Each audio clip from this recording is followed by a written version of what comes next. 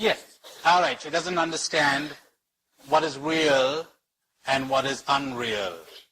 Look, in my country, lots of men grow up with the belief that women are chattel.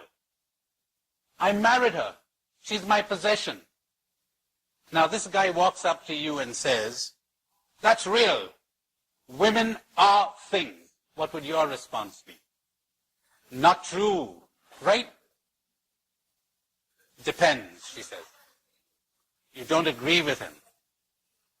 If he's married to you, that's a good one. She says if he was married to her, she'd be a widow. Isn't that great? That's terrific. Okay. Yes. Now, is this guy to blame? Get ready for a shock. He isn't. He isn't. Just like many Americans are not to blame for the way they're viewing Russians. They're not to blame.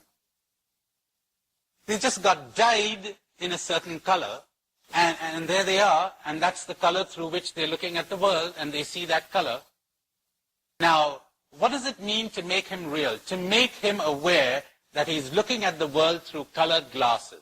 Ah, there is salvation. There's no other salvation. Because I could say to him, stop it, that's not good.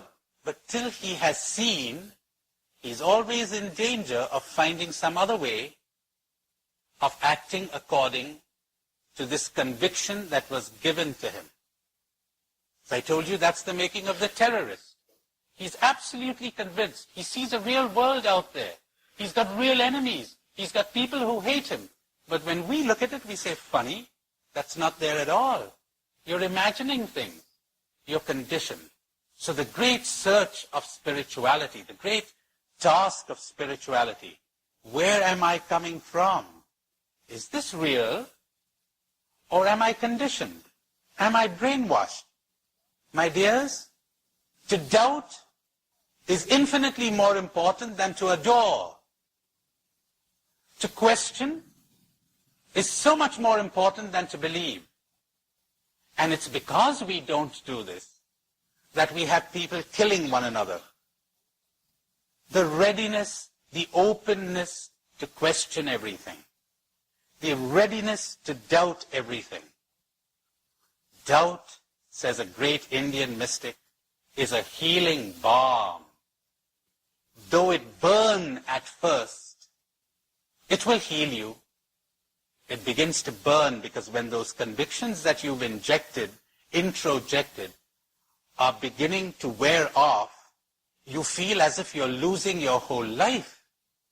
My gosh, I've been a communist all my life. I was seeing the world through communist eyes. Has it ever struck you that if you are thinking as a communist, you've ceased to think? If you're thinking as a communist, you've ceased to think. Does that make sense? How about if you're thinking as a Muslim? Same thing. As soon as you're thinking as anything, you stop thinking. As soon as you're looking at the world through an ideology, but what is an ideology? Those are words. Those are theories. Those are ideas and concepts. No reality fits an ideology. And all good ideologues will tell you that. They'll say, well, this is the best we've come up with. Doesn't fit. Life is beyond that. That is why people are always searching for a meaning to life. Has it never struck you that life has no meaning? Cannot have meaning. What is meaning? Meaning is a formula. Meaning is something that makes sense to the mind. But every time you make sense out of reality, you bump into something that destroys it all. And you say, well, God is a mystery. Life is a mystery. We don't really understand it. We don't really know. It's like the mystics graft meaning onto their experience of reality. But it is really only a graft. Falteringly, inadequately, they try to express something. They give some clue. They give an indication. As I'll tell you when we talk about the scriptures, they tell you a story, hoping you'll get a clue. But it's not contained in that formula. It goes beyond the formula. Meaning is only found when you go beyond meaning. Life only makes sense when you perceive it as mystery, and it makes no sense to the conceptualizing mind. Yes, you have a question. Meaning is a set of sentences that your mind can understand. Label, very well put. Yes. Can what? Oh, I didn't say adoration wasn't important. I just said that doubt was infinitely more important than adoration. Everywhere people are searching for objects to adore, I don't find people awake enough to question themselves, their attitudes, their convictions. I'll tell you this, how happy we would be if a number of those terrorists would adore less and question more. How about that? Now you're getting what I'm saying. Only we don't like to apply it to ourselves. We think we're all right. The terrorists are wrong. You know something? The guy who's a terrorist for you is a martyr for the other party. Yes. I'm trying to filter through people need people. Aloneness. Aloneness. Loneliness is you're missing people. Aloneness is you're enjoying yourself. Remember that quip of Bernard Shaw? When they asked him whether they saw him at a party. You know those awful things that you call cocktail parties where nothing is said. And I just don't see how people enjoy that, but evidently some do. So he found himself at one of these parties and they said, "Are you enjoying yourself?" And Bernard Shaw said, "It's the only thing I'm enjoying here." Right.